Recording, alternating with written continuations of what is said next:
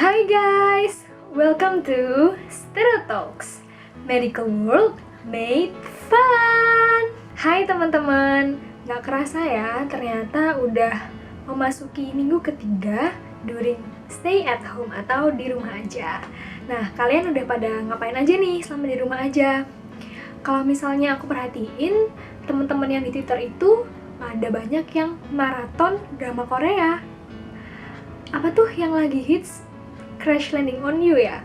Nah, sebenarnya kita di sini nggak mau bahas tentang drama Korea ceritanya sih.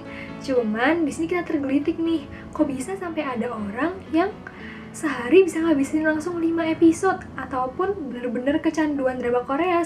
Kenapa sih? Kok bisa seseorang itu kecanduan terhadap sesuatu? Nah, kalau misalnya penasaran, jangan lupa subscribe dulu, like dan komen di channel kita supaya kalian gak ketinggalan video-video kita yang kemarin ataupun yang berikut-berikutnya. Oke, langsung kita mulai aja. Pertama, kita harus tahu dulu apakah arti dari kecanduan. Menurut KBBI atau Kamus Besar Bahasa Indonesia, kecanduan sendiri artinya adalah kejangkitan terhadap sesuatu hal yang digemari sampai melupakan hal-hal lain. Maka dari itu, kalau misalnya sampai kecanduan terhadap sesuatu, misal nih kecanduan main game atau kecanduan nonton drakor atau drama Korea sendiri, kita sampai lupa melakukan hal-hal lain kayak misalnya lupa belajar, lupa makan, lupa mandi, dan seterusnya. Terus kenapa sih dan kok bisa sih kita sampai kecanduan, dan mekanisme di otak tuh bagaimana sih sampai kita tuh bisa kecanduan di dalam diri kita? Nah, sebenarnya apa sih yang bisa membuat kita kecanduan?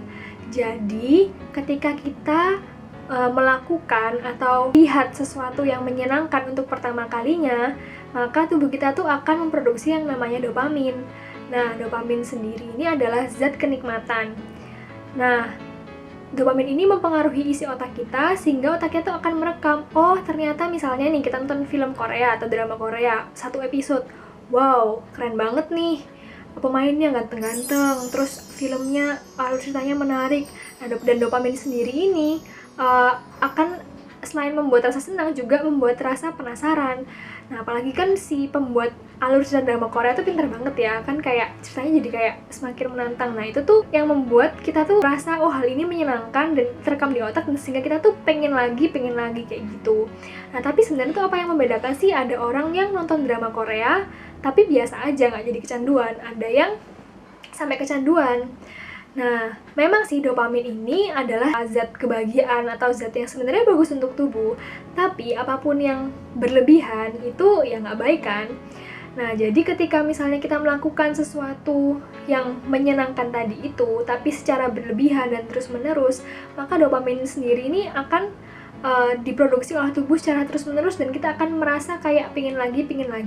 Dan dopamin sendiri itu nanti juga akan, tapi mekanismenya tuh pada dasarnya adalah dopamin ini diproduksi secara berlebihan sehingga dari ke prefrontal cortex, sehingga prefrontal cortexnya ini banjir, dan karena kebanjiran ini jadi nggak berfungsi lagi gitu loh prefrontal cortexnya. Jadi orang ini cenderung kayak melakukan aja apa yang menurut dia itu menyenangkan tanpa kayak memperhatikan seharusnya bagaimana A B C D E, kayak ini harus mandi, harus apa kayak gitu. Nah, sebenarnya apa sih dampak dari kecanduan tersebut?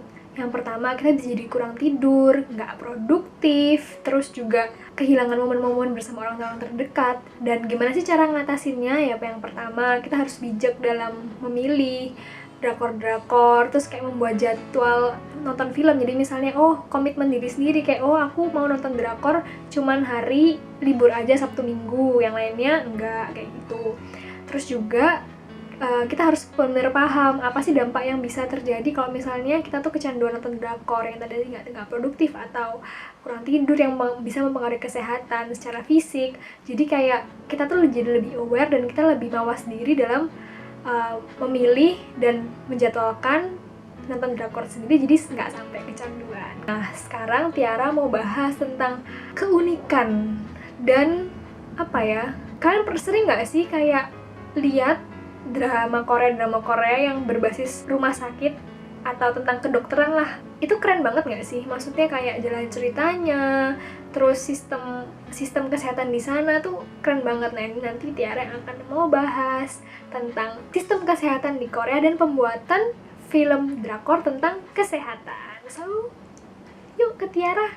Halo guys, jadi sebelumnya kan sama Caca udah bahas tuh tentang gimana sih seseorang itu bisa kecanduan sama drama Korea dan apa aja yang terjadi di tubuh kita kalau kita tuh kecanduan drama Korea. Kayaknya serem ya. Makanya sekarang sama aku pengen bahas tentang yang lebih ringan-ringan aja lah ya, tapi tetap seru dan tetap penting untuk kalian tahu. Jadi sebagai anak FK atau anak kedokteran, aku bisa cukup berbangga lah ya, karena profesi dokter atau pelayanan kesehatan ini sangat populer sepertinya untuk dibuat menjadi suatu tema dari film.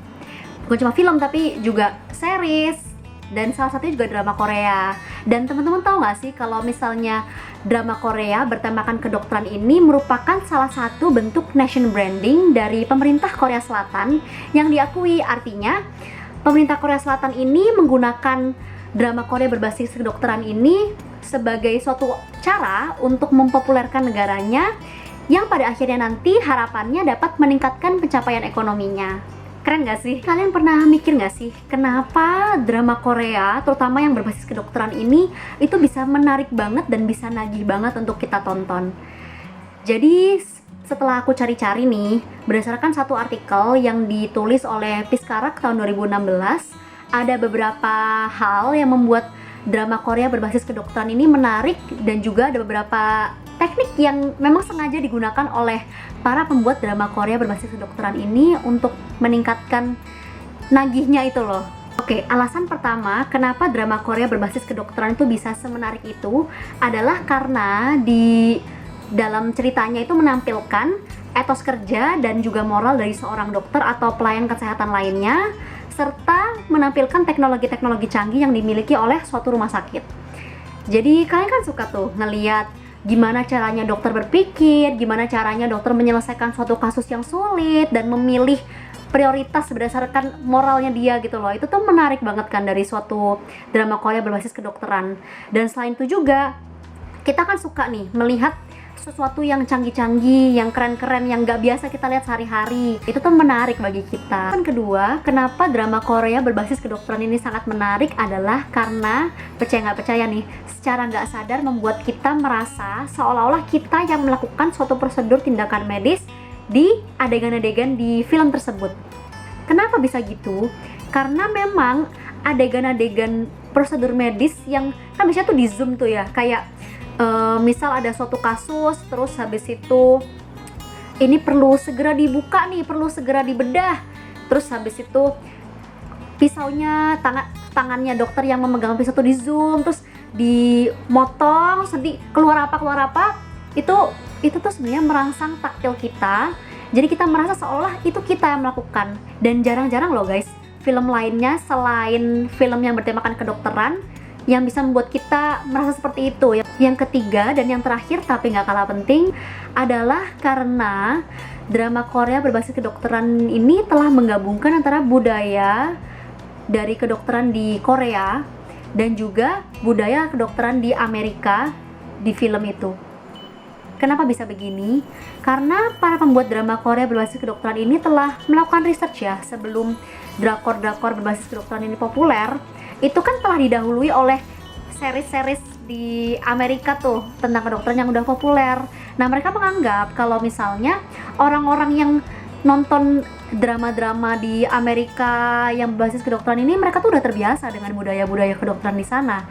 Karena itu, para pembuat drama Korea berbasis kedokteran ini mencoba untuk menggabungkan antara kultur di Korea dan juga kultur di Amerika terkait kedokterannya ya. Sehingga para penonton itu merasa nyaman dengan yang ditonton karena mereka sebenarnya sudah sering melihat kultur-kultur ini seperti itu.